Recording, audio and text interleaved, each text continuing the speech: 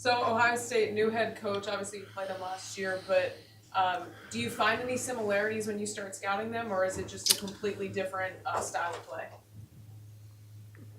Yeah, I think that's the right question. Coach was on their staff with Coach Holtman last year, and we played them the first Friday in November. Anytime you're playing that early in November, it's hard to know what any team is or their style of play, to be honest. So I think Coach got let go maybe Valentine's Day. And then I think they went 5-1 to close Big Ten play down. I think they went 1-1 in the Big Ten tournament. I think they went 2-1 in the NIT and 2-0 thus far. So we've really just tried to concentrate most heavily on those 13 games. I think anytime you get put in a spot like that as a coach, it's hard to know if like you completely throw everything away that you were doing in February. So completely different team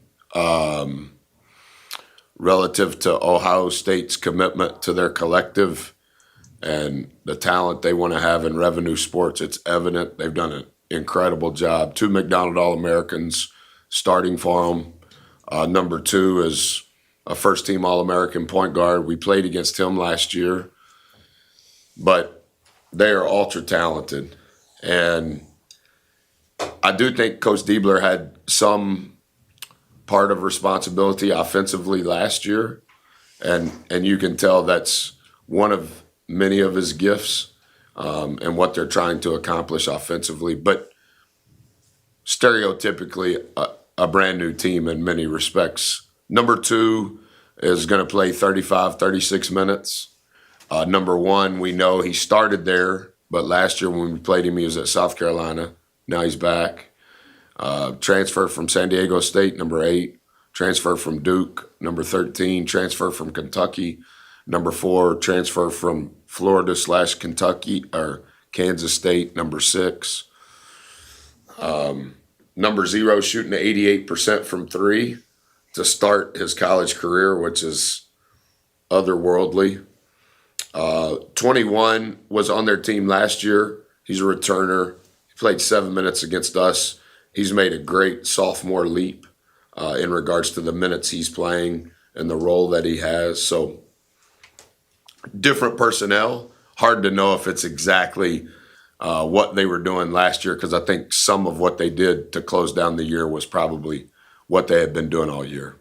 Do you think their size might pose a problem, or do you think that having Pharrell kind of helps in that regard, if it's an issue?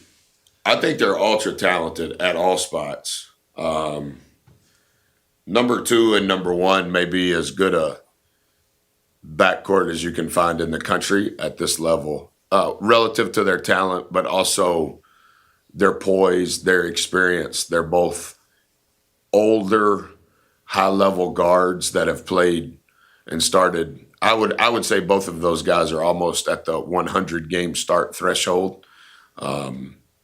I think 13 and 4 were both McDonald All-Americans, probably didn't have the role that they wanted last year. And I think they're partly at Ohio State because of an opportunity for an increased role.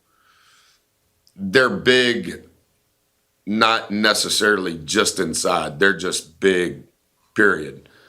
2 is big, like bully you big, not necessarily tall. But, yeah, it's as talented of a team that will have been here in a while. They're really good. How unique of an opportunity is to have a Big Ten team, come to Reed Arena and just to see a little bit different teams come in here, and then have a team that's talented you get to host on your. Yeah, I don't. Again, like everything else that we always talk about, scheduling has morphed into a different model as well too. Trying to predict, are you going to be a quad 1, a quad 2, all of those things. And it's very predictive, like everything else that you guys are looking at this time of the year. It's kind of based on last year's grouping. I do think in our time here, we've tried to schedule home and homes, one on the road, one at home. The Big 12 Challenge was part of what was going on when we first got here, and then we weren't any good, so the SEC didn't let us play in it for 2 years. By the time we came back to life, it was the ACC Challenge. So some of that plays a role in it. What tournament you're playing in plays a role. I had never been to Ohio State until we played there last year.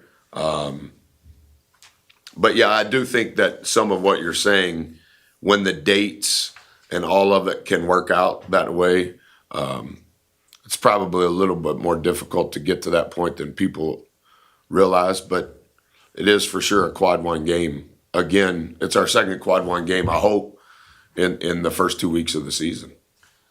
I know it's the reality of basketball, but doesn't it seem, or maybe doesn't, is it a little bit odd, or however you might want to say that a game in mid-November could potentially mean so much to what you're going to do in March? Yeah, and I think that to that point, Olin, like I think that that's how, like so many other categories of the business have morphed. If you only looked at the predictive numbers, which they don't necessarily hold true, it's kind of like the line in Vegas.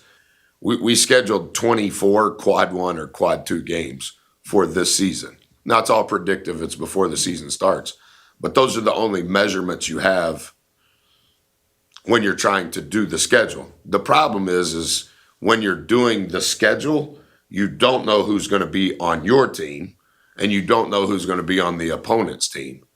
And now there's a lot of non-transparency on who can have a good team, and you want to try to get in the streets to figure out that information. But we're signing contracts specific to this game. We're signing this contract 2+ years ago. And that was before some of all of this has become what it has become.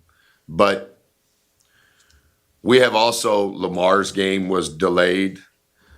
Texas A&M Commerce's game has been delayed.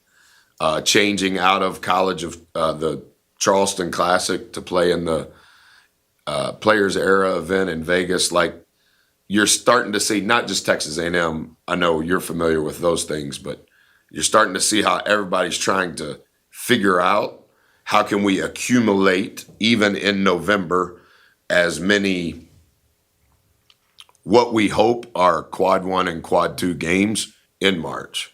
I think it was the first time. Is this recording me? Yeah, it's a little microphone. Man, boy, you are Donna, y'all have this at your TV station? I know. I thought that was kind of funny.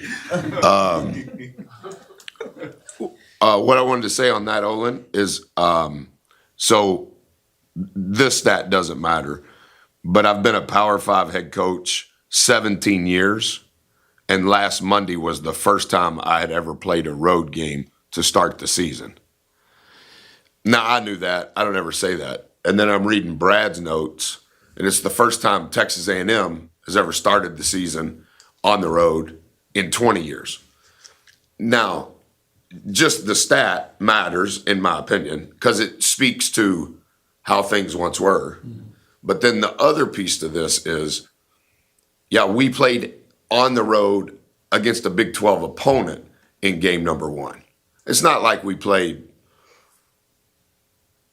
a non-Big 12 team. And so I think that's the other layer behind the scheduling stuff. With a year of data points, do you feel like y'all have a good grasp of the change in the block charge rule and more into how you play defense around that? Yeah, great question. If we didn't have as many returning players as we had, I would change what we do based on the rule. We spent a lot of time in May and June studying that because how our defense is formulated, We were, I think, second in the country in taking charges prior to the change. And then a lot of those charges, so to say, well, it's a dead ball turnover. That's a good thing. You're accumulating fouls on the offense. That's a positive thing. But statistically speaking, the rule change, I think, has morphed teams that play like us. Some of that's kind of morphed into something else. Can't speak for the other coaches, but that is one of the things that we studied in May and June. And if we didn't have so many returning guys who have accumulated such a volume of reps of what we do when we do it, I would probably morph to something else too. Because we don't have the statistical gain coming as a byproduct of how we play defensively. And so what we have tried to do thus far, I know we've only played 3 games, but we've tried to figure out how to take the lack of that statistical gain and change it to something else without completely going away from our principles, so to say. Buzz, with Zurich, how do you think the last couple games, maybe getting his feet wet and playing, coming off the injury, maybe prepared him for a game of this magnitude? A few things. You know this because you're paying attention, but I'm very thankful that the timing of his injury worked out where his family could see their 2 youngest sons play against one another. I think that's an all-time memory as a parent that I'll never experience because my kids can't play. But if they could do something against one another, that would be cool to take pictures of. The second thing is as I said, post-game after Lamar probably played him more minutes than anybody else on purpose. I don't think his wind is all the way there. So he's had 3 practices now in 2 games since he's been cleared. Today will be his 4th practice. So I think with each passing day he's getting better, and he's doing extra work and was doing the work allowable when he was hurt. And I think some of the anxiousness of I'm happy to be back on the court, I'm happy to be playing. Not only has he not played, but his teammates have not played with him. So I think there's still some, I don't know if it's a kink, but there's still some reps that we need to flesh out. He doesn't completely know everything in the playbook spot on, but he's a fast twitch brain. He's got a lot of experience, so I think he's handled it really well. I think sometimes he's playing so fast, which is part of his talent, but he's almost playing so fast that, so I'm not sure you know what you're doing, but the other 4 guys playing with us, they're not sure what you're doing. And in the 2 games you've played, not being negative, the 5 guys that you're doing it against, they probably can't stop that anyway. But that'll be a little different tomorrow. You guys have played some Big Ten teams over the last few years, including Ohio State. You know, you got a couple more coming up in non-conference play. Kind of weird to think Oregon's a Big Ten team, I guess, but It is hard. Like when Tyler asked about whatever he said, Big Ten specific. When I was watching those games, you know, once you get into the season, you really just watch who you're going to compete against. And then once you get into league play, you're just absorbing all of that. But anytime you play a team, you kind of keep up with them right. through the scores. Yeah, it's a little different. I have some Big Ten football friends who are saying the same thing you just said. Like Chip Kelly and I are friends, and he was the head coach at UCLA, and now he's the OC at Ohio State, and now they're in the same conference. It's just, again, it's like another thing that's changed. But I guess, you know, having played a handful of Big Ten teams, they play a different style of ball. Just Yeah. What benefits have you seen your team get from playing that kind of style of basketball that maybe you guys take with you as the season progresses, playing, SEC teams per se? Sure. Yeah, I do think I haven't coached in the Big Ten, but I do think categorically there are some similarities for sure, but I do think that there are some differences. I haven't even started working on Purdue, but we played Purdue one time in a tournament when I was at Virginia Tech, and it is different.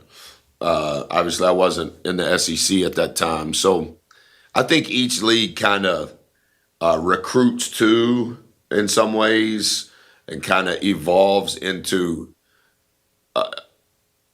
similarities. And I do think there are some differences between us and the Big Ten, but I also think that it's positive relative to the preparation required, playing against those teams. Hopefully you're in a position to play in the postseason, and these reps are important because once you get to the SEC, the differences you may or may not get. How do you think Solomon has come along since he's been back? He missed some time. Just okay. Just okay. His was a different reasons than Zoo, but he did miss both Big 12 exhibitions / scrimmages. I think that was a part of it. We need him to be effective. I did not think he was as effective as he can be against Central Florida. I did not like what he was doing on Friday against Commerce. Thought he was better against Lamar, and we'll need him to be really good tomorrow. And he's an important part because he's one of the only guys in our program that can have the versatility on both sides of the ball that we need, while also having the presence on the glass, using his length and athleticism on both sides. So we need him to, like everybody else, we need him to take the next step because he's going to be a big part of what we're doing. How do you balance the energy he brings with playing within what you want him to do? Yeah, we call it your shower. You need to stay in your shower. Can't spend a lot of time getting shampoo and conditioner. When So is in his shower, he's really effective. Now, the one thing, and you've heard me say this before, not to be condescending, you could for sure argue that he has the highest IQ of anybody in the program. I'm not talking about the players. I'm talking about the program. You wouldn't know that if he was sitting here because he doesn't know you and he's not going to let you know him. But he is ultra intelligent. And so I do think one thing that he has matured on, that he needed to mature on, is staying in his shower. And I'm not always in mine, for that matter. So all of us want a different body wash, and we're looking at the choices. Olin has a bunch, I would assume, in his shower. He doesn't have just Old Spice. He's got a lot of different ones. But hurry up and get back in your shower. And the faster that Solo can get back in his shower, I think the more consistent he'll be. Gonna talk to Pharrell in a minute. You are? Yeah, I think so. Hopefully. He's a really good kid. He's shown his athleticism and his strength through the first couple games. Is that kind of skill set where you see the big man position kind of going to in this era of basketball versus, a guy like Joe Jones 20 years ago? Yeah, I would always take Joe Jones on my team. I still talk to Joe a lot now. Yes, I do agree. The size, the athleticism, he's very agile for someone with that size and with that athleticism. I think he has the propensity to get fouled. It may always be at the rim when he gets fouled, but how he got to the rim is not necessarily Joe Jones-like. Now he's got to be able to finish with the higher points per possession when he does get fouled. He's been really consistent. He made 100 free throws out of 122 yesterday. He's gaining confidence. His stats don't show it after 3 games, but all of his misses were good misses in my opinion. The one thing I think Zoo is maybe for a different reason. So is kind of along the same reason, but has more historical evidence with us. All of this is brand new to Gochi, and he has a really sweet demeanor about him, and he's absorbing all of this at a really good pace. But absorbing it and then executing it, it's happening fast.